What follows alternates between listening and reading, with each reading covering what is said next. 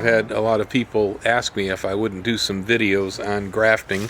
Somehow or another, I guess because I always get my hands full, I never managed to get the camera out for this. When doing any sort of grafting work, you need a few basic tools. Most basic tool, most important tool, the grafting knife. This is a nice Japanese one over here that has a locking blade on it. I like this one in particular. There are many on the market. It has a very stout hardwood handle, easy to hang on to. It also, like many of the really good grafting knives, the angle of the blade sharpening is only one direction, like a chisel. So this side of the blade is sharpened, the other side of the blade is flat. And that's really what's different about grafting knives as compared to most other types of knives that you'll run across. The knives that are sharpened in two directions to a point don't make the kind of cut that you want to see when you're grafting. You need something more like a plane. Past the grafting knife, you need something to sharpen it with. Right here we've got a sharpening tool, sold for sharpening pruning shears actually, but it works quite nicely on knives. We'll take that, strike it along one edge on the angle of the cut, and then take it, put it to the back edge of the knife here, and strike it flat along the knife to remove any burrs from the sharpening. Yes, very sharp, very sharp. You're going to need the pruning shears. Okay, these pruning shears will be required to cut the branches. We're also going to need some sort of a pruning sealer. In this case here we have a casein based pruning sealer, mustard yellow colored stuff. Now there are asphalt based pruning sealers out there.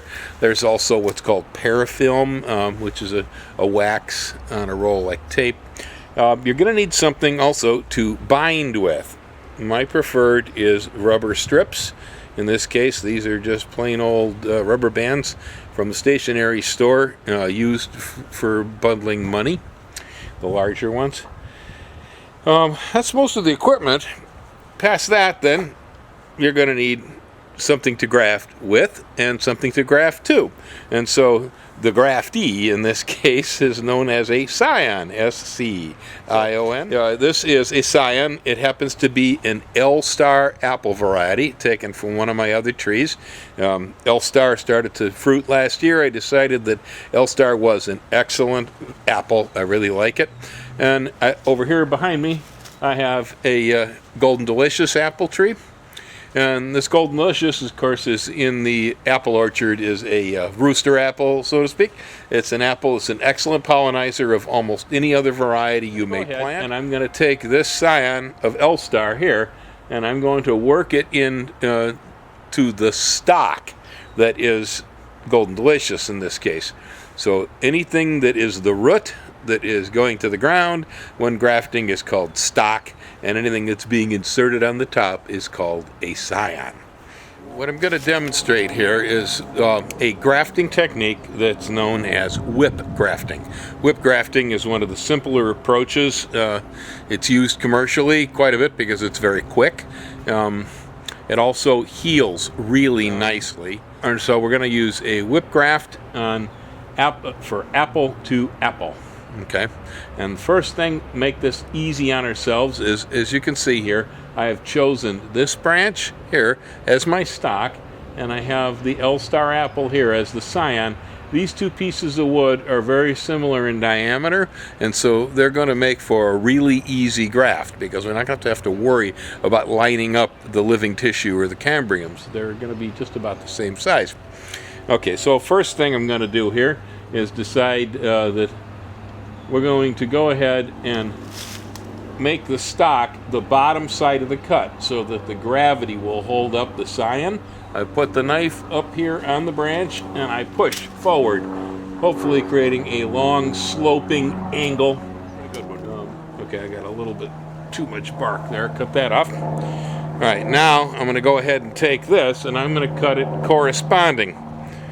So we're going to take it right here, hold on to it well, and then push the knife to get another long sloping angle like that right there. See that? Okay. And the next thing we need to do then is we're going to need a strip of rubber to bind these two pieces together. So here's one of the rubber bands. Cut it in two with a knife so it's an open strip. Careful with the knife, put it away so we don't stick ourselves with it. Now I'm going to go ahead and line these two pieces up over here nicely so that they're going to overlap each other. There we go, that looks good. Now I'm going to take my rubber and I'm going to start down here on the stock end. And I'm going to begin wrapping the rubber around itself so that it bites. There we go. Then take the rubber, pulling it tightly so the two pieces come in intimate contact. And I'm going to wrap it around, binding the stock of Scion to the stock. There we go. Nice. Now that I made it out all the way to the end, I'm going to come back down so that I'm going to tie my knot in the rubber down here on the stock end.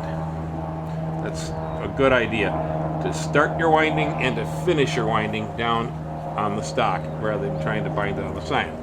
Then hold my finger underneath like so, take the loose strip, push it through itself and pull back upward like that. There we go. Very nice. You see that? Right here.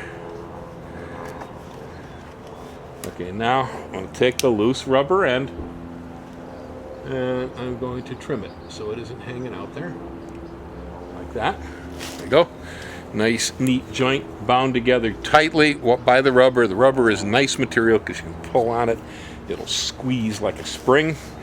Then, next thing we're going to do is we're going to take the grafting sealer right here.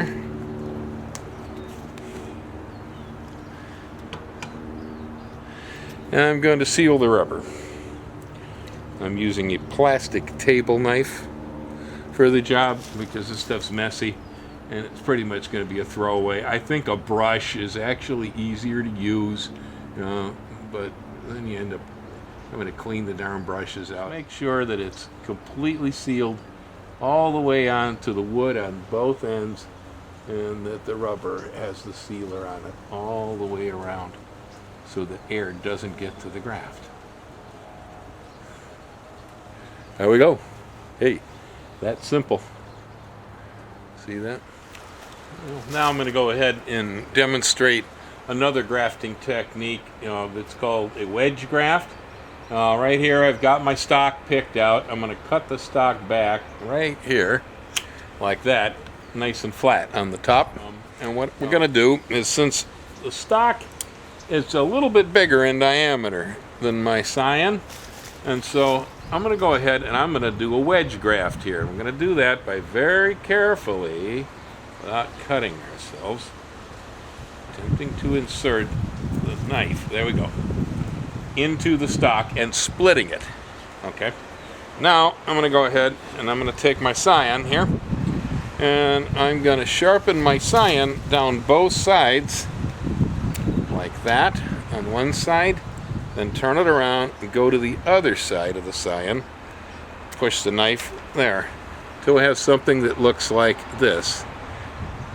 It's just pretty much like the blade of a knife. It's sharpened from both sides.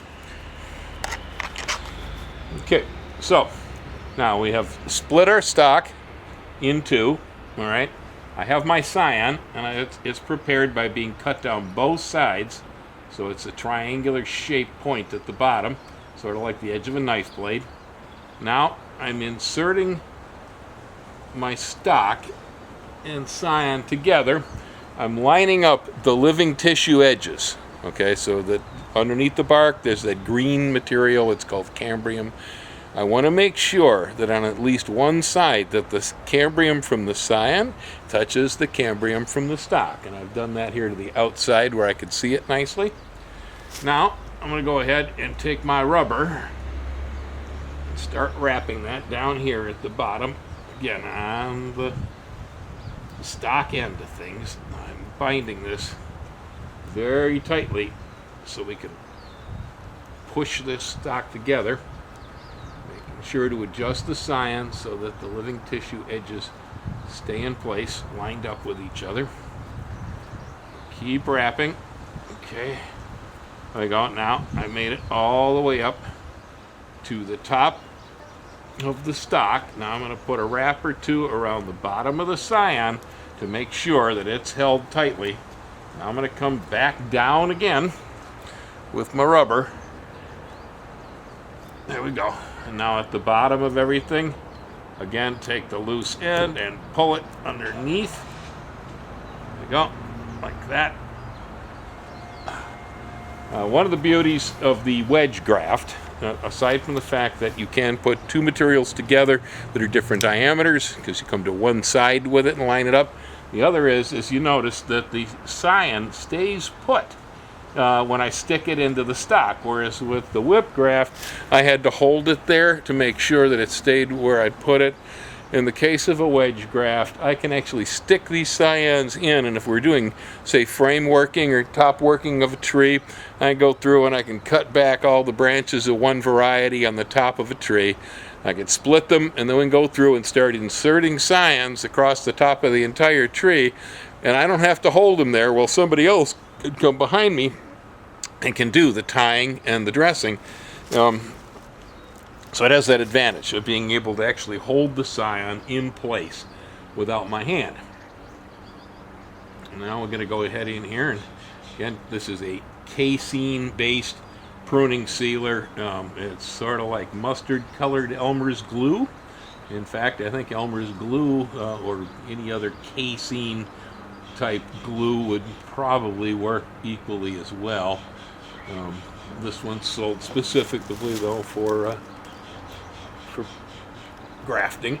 There are other sealers out there. The most common sealers on the market are water-based asphaltic materials, asphalt sealers. They work too. I think that the lighter colored ones like this here are probably better because they don't heat up in the sun. All done. That was a wedge graft.